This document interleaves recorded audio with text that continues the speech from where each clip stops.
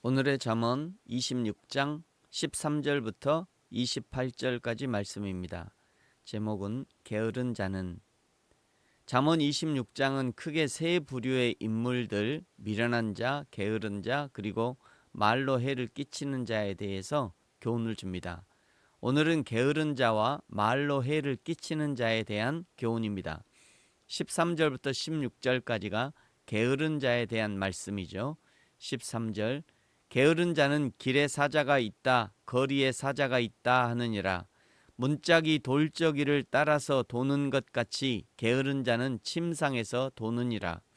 게으른 자는 그 손을 그릇에 넣고도 입으로 올리기를 괴로워하느니라.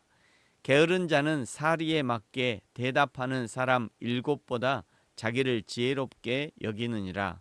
아멘. 게으름을 정의하는 문구 중에 가장 적확한 말이 이것이 아닌가 생각합니다. 게으름은 단순한 나태함이 아니라 자기 기만이다. 게으름을 이겨내기 위한 다양한 방법들이 있습니다. 5초 법칙, 뭔가 해야 한다는 생각이 들 때 머릿속으로 5, 4, 3, 2, 1 숫자를 거꾸로 세고 마지막에 바로 몸을 일으키십시오. 뇌가 망설일 틈을 주지 않는 방법이라고 합니다. 2분 규칙. 하기 싫은 일이 있으면 딱 2분만 하자라고 스스로와 협상하라고 합니다. 운동하기 싫을 때 신발만 신기, 독서하기 싫을 때는 첫 페이지만 읽기. 아주 작게 시작하면 막상 계속하게 된다고 합니다. 의지 대신 환경을 바꾸어 보십시오.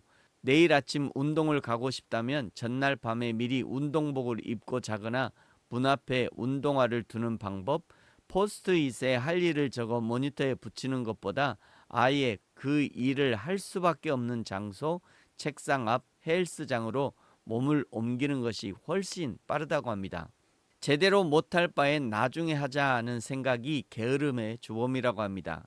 대충이라도 시작하는 것이 중요하고 부족하더라도 끝내는 것에 의미를 두면 성취감도 생기고 다음 행동의 동력이 된다고 하지요. 17절부터 28절까지는 말의 파괴력과 다툼에 대한 교훈입니다. 17절, 길로 지나가다가 자기와 상관없는 다툼을 간섭하는 자는 개의 귀를 잡는 자와 같으니라. 횃불을 던지며 화살을 쏘아서 사람을 죽이는 미친 사람이 있나니 자기의 이웃을 속이고 말하기를 내가 희롱하였노라 하는 자도 그러하니라.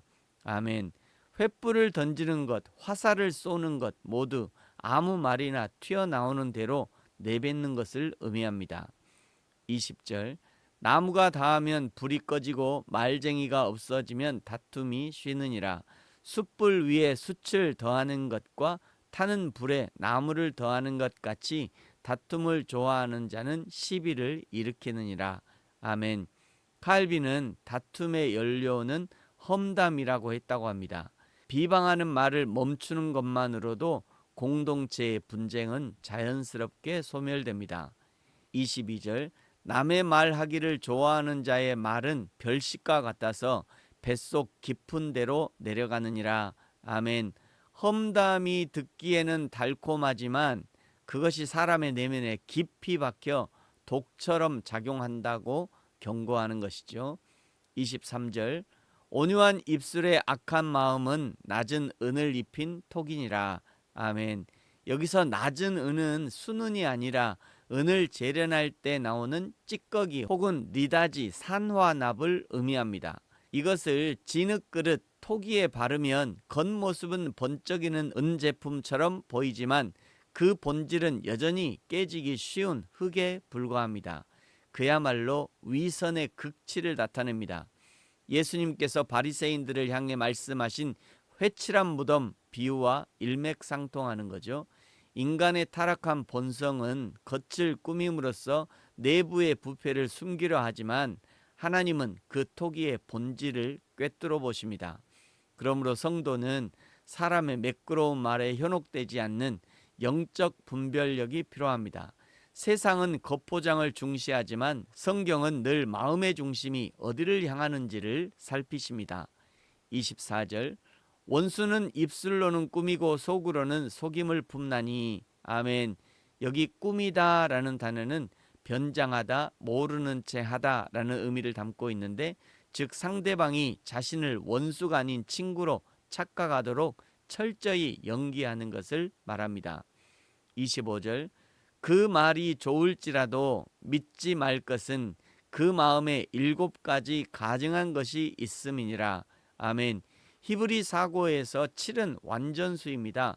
따라서 7가지 가증한 것은 단순히 숫자 7을 의미하는 것이 아니라 그의 마음이 온통 완전하게 추악한 생각과 악의로 가득 차 있음을 상징적으로 표현하는 것이죠.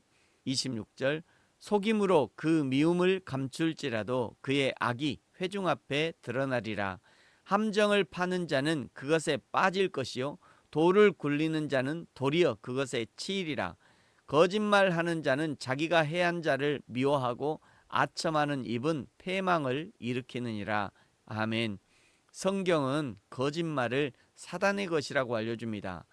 요한복음 8장 44절, 너희는 너희 아비 마귀에게서 났으니 너희 아비의 욕심대로 너희도 행하고자 하느니라. 그는 처음부터 살인한 자요 진리가 그 속에 없으므로 진리에 서지 못하고 거짓을 말할 때마다 제 것으로 말하나니 이는 그가 거짓말쟁이요 거짓의 아비가 되었음이니라. 아멘. 거짓말은 하나님과의 관계를 가로막습니다. 거짓말은 관계의 기초인 신뢰를 파괴합니다. 그러나 정직은 손해가 아니라 능력입니다. 저와 여러분이 하나님과 사람 앞에서 정직한 능력을 발휘할 수 있기를 예수님의 이름으로 축복합니다. 아멘. 기도하겠습니다. 하나님 아버지 감사합니다. 하나님을 섬기는 자녀들이 게으름의 함정에 빠지지 않게 하시고 지금도 일하시는 하나님을 본받아 성실하고 충성하는 하나님의 자녀가 되게 하시며 거짓말이 사단 마귀의 속성인 것을 깨닫고 날마다 하나님과 사람 앞에서 정직한 입술과 삶이 될 수 있도록 우리를 축복하여 주옵소서. 감사합니다. 예수님의 이름으로 기도합니다. 아멘. 하늘에 계신 우리 아버지, 아버지의 이름을 거룩하게 하시며 아버지의 나라가 오게 하시며 아버지의 뜻이 하늘에서와 같이 땅에서도 이루어지게 하소서. 오늘 우리에게 일용할 양식을 주시고 우리가 우리에게 잘못한 사람을 용서하여 준 것 같이 우리 죄를 용서하여 주시고 우리를 시험에 빠지지 않게 하시고 악에서 구하소서. 나라와 권능과 영광이 영원히 아버지의 것입니다. 아멘.